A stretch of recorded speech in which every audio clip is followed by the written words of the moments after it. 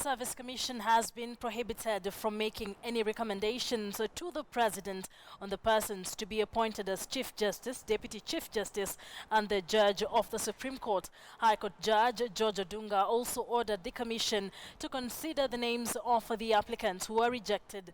Odunga said that he was unable to find that there was discrimination on the part of the Commission as alleged by the petitioners. The court further ruled that the decision to summarily reject applications before the stage of interview was not supported by law and was tainted with procedural irregularities. Beg your pardon. In the case, human rights activists wanted the court to stop the interviews and the whole process of shortlisting done afresh, saying that the entire process was flawed. Those who were not shortlisted for the interview include Supreme Court Judge Jacktone Ojwang, Makau Mutua, among others. That bias and discrimination are grounds for quashing decisions of administrative bodies and public authorities cannot be doubted.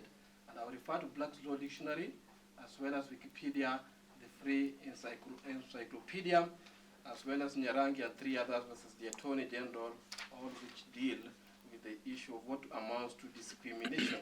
I view that the era when Kenyans' requests for information were turned away on the basis that they had no interest in the information sought, or that the information in question did not concern them, was buried with the retired constitution and is no longer tenable.